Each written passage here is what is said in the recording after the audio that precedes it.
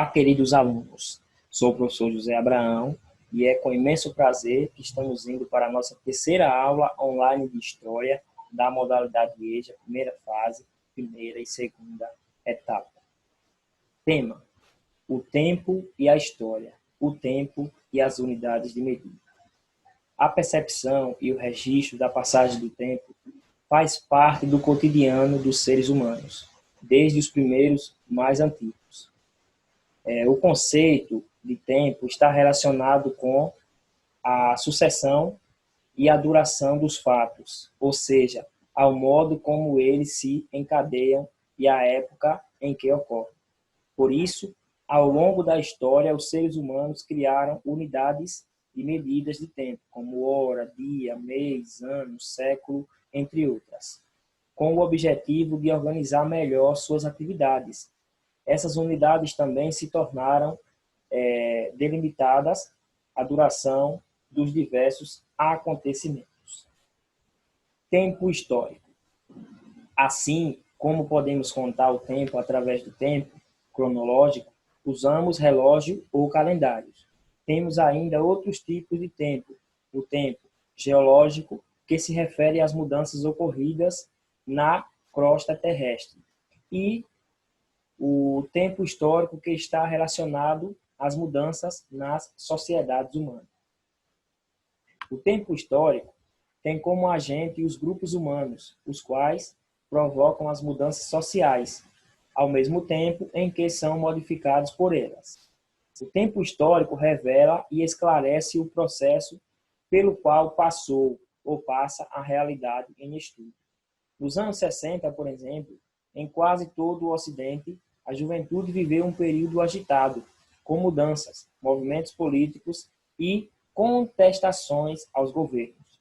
O rock, os hippie e os jovens revolucionários. E no Brasil, o tropicalismo, Caetano Veloso, Gal Costa, Gilberto Gil, entre outros, e o jovem guarda, Roberto Carlos, Erasmo Carlos, entre tantos outros, foram experiências sociais e musicais que deram à década de 60 uma história peculiar e diferente dos anos 50 e dos anos 70. Isso é o tempo histórico. Traçamos o limite de tempo para estudar os seus acontecimentos característicos, levando em conta que nele, naquele momento escolhido, muitos seres humanos viveram, sonharam, trabalharam e agiram sobre a natureza e sobre as outras pessoas, de um jeito específico. A história não é prisioneira do tempo cronológico. Às vezes, o historiador é obrigado a ir e voltar no tempo. Ele volta para compreender as origens de uma determinada situação que está estudando e segue adiante ao explicar os seus resultados. Contagem do tempo histórico. O modo de medir e dividir o tempo varia de acordo com a crença, com a cultura e os costumes de cada povo. Os cristãos, por exemplo, datam a história da humanidade a partir do nascimento de Jesus Cristo. Esse tipo de calendário é utilizado por quase todos os povos do mundo, incluindo no Brasil. O ponto de partida de cada povo ao escrever ou contar a sua história é o acontecimento que é considerado o mais importante. O ano de 2008, em nosso calendário, por exemplo, representa a soma dos anos que se passaram desde o nascimento de Jesus e não todo o tempo que transcorreu desde o ser humano apareceu na Terra, há cerca de 4 milhões de anos. Como podemos perceber, o nascimento de Jesus Cristo é o principal marco em nossa forma de registrar o tempo. Todos os anos e séculos antes do nascimento de Jesus são escritos com as letras A.C, que significa antes de Cristo. E, dessa maneira, estão 127 antes de Cristo, por exemplo, é igual a 127 anos antes do nascimento de Cristo. Os anos e séculos que vieram após o nascimento de Jesus Cristo não são escritos com as letras DC, bastando apenas escrever, por exemplo, no ano 127. O uso do calendário facilita a vida das pessoas. Muitas vezes, contar um determinado acontecimento exige o uso de medidas de tempo, tais como século, ano, mês, dia e até mesmo a hora em que o fato ocorreu. Algumas medidas de tempo muito utilizadas são milênio, século, década, quinquênio, triênio e biênio. Milênio significa período de 1000 anos. Ou seja, a cada 1000 anos eu posso dizer que está passando um milênio. Século, período de 100 anos. Ou seja, quando se passa 100 anos, de 100 em 100 anos, eu estou dizendo que está se passando séculos. Década, período de 10 anos. Quando passa de 10 em 10 anos, eu estou dizendo que está passando as décadas. Quinquênio, período de 5 anos. Quando passa de 5 em 5 anos, eu estou dizendo que está passando o quinquênio. Triênio é um período de 3 anos. A cada 3 anos que se passa, eu posso dizer que passou-se um triênio. E biênio é o período de 2 anos. Por isso falamos em bienal. Quando se passa de 2 em 2 anos, nós podemos dizer que passou-se um biênio ou um período bienal. Entendendo as convenções para contagem de tempo, para identificar um século a partir de uma data qualquer, podemos utilizar operações matemáticas simples. Observe. Se o ano terminar em 20, os séculos corresponderá aos primeiros, algarismo, certo? À esquerda desse número.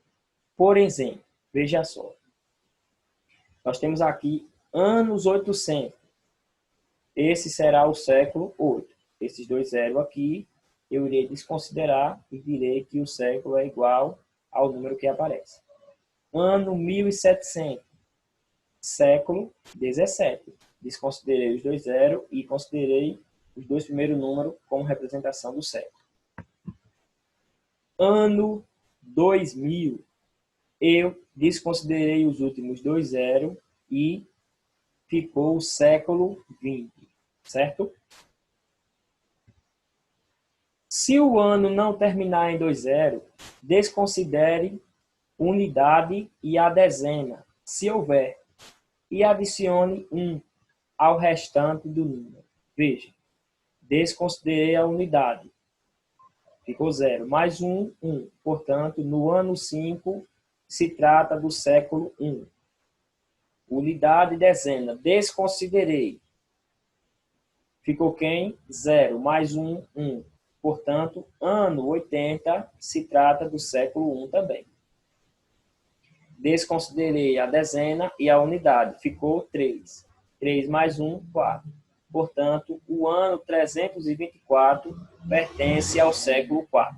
Ok? Desconsiderei a unidade e a dezena. Ficou 18. 18 mais 1 igual a 19. Portanto, o ano 1830 pertence ao século 19. E, no ano 1998, desconsiderei a unidade e a dezena, ficou 19. 19 mais 1 é igual a 20. Portanto, esse ano, 1998, pertence ao século 20. E, por fim, o ano 2001, desconsiderei a unidade e a dezena, ficou 20. 20 mais 1, 21.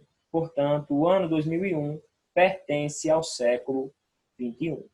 Vocês podem estar fazendo essas considerações com determinados números para verificar qual é o século que o ano pertence.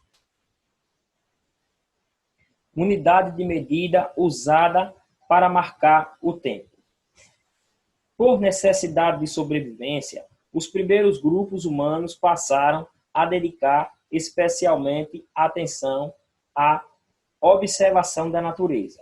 Isso permitiu a esses grupos perceber, por exemplo, qual era a época mais propícia para semear e colher, conseguindo assim melhores resultados na agricultura. As medidas de tempo são as unidades de medida usadas para marcar o tempo, no geral. Essas medidas são formadas por padrões que podem ser encontrados facilmente no cotidiano.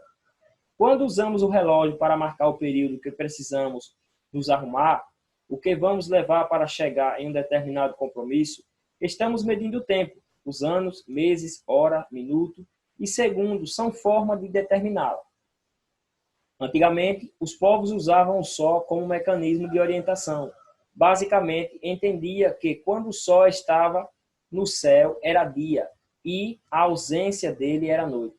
Foi assim que passaram a dividir o dia em 24 horas, cada hora em 60 minutos e cada minuto em 60 segundos. As unidades de medida de tempo. Usamos as horas, os minutos e o segundo para marcar o tempo e a duração de algum acontecimento ou compromisso. O segundo é adotado pelo Sistema Internacional de Medidas como parâmetro para as demais unidades. Ele serve para todo canto do mundo, fazendo com que o tempo seja marcado do mesmo jeito em qualquer lugar. O minuto é compreendido como o tempo que o ponteiro do relógio, que indica os segundos, leva para dar uma volta completa no mostrador. A hora é compreendida como o tempo que o ponteiro do relógio, que indica os minutos, leva para dar uma volta completa no mostrador. Uma hora é formada por 60 minutos e 3.600 segundos. O tempo que o ponteiro, que indica a hora no relógio, leva para dar 2 voltas completas, é chamado de dia. Um dia tem 24 horas, 1.440 minutos e 86.400 segundos. Desafio. Você vai encontrar a resposta de essa flor amarela, mais essa flor vermelha, vezes essa flor azul. Observe que uma flor vermelha, mais outra vermelha, deu igual a 60. Portanto, cada flor é igual a quanto? Elas têm o mesmo valor, certo? Elas são iguais, elas têm o mesmo valor. Que número eu vou somar 3 vezes e vai dar 60? Você vai descobrir, certo? Em seguida, você vai descobrir qual vai ser o valor da flor azul. Vamos lá, eu vou ajudar vocês. 60 dividido por 3 é 20. Portanto, cada flor vermelha é 20. 20 mais 20, 40, mais 20, 60. Portanto, a flor vermelha é igual a 20. Se a flor vermelha é igual a 20, as duas azuis tem que ser 10, porque 20 mais 10 é 30. Se as azuis são iguais, cada uma delas vai ser quanto? 5. Você já sabe que a flor vermelha é igual a 20, já sabe que a azul é igual a 5. E qual é o valor da amarela? Observe que aqui tem 2 flores amarelas e aqui tem apenas uma. Você vai fazer a seguinte conta. Se a azul é igual a 5 e nós temos 2 amarelas, 5 menos 2 é igual a 3. Quanto equivale uma amarela? Uma amarela equivale a 1. Um azul equivale a quanto? E uma vermelha equivale a quanto? Sabendo os valores, vocês vão fazer essa seguinte conta. Uma flor amarela mais uma vermelha vezes um azul. Lembre-se da regrinha da multiplicação. O desafio foi lançado. Resolvam o desafio e mande a resposta para seu professor. Desde já agradeço a todos pela atenção. Não esqueça de deixar o like, compartilhar e se inscrever. Fiquem todos com Deus e até a nossa próxima aula online. Um grande abraço.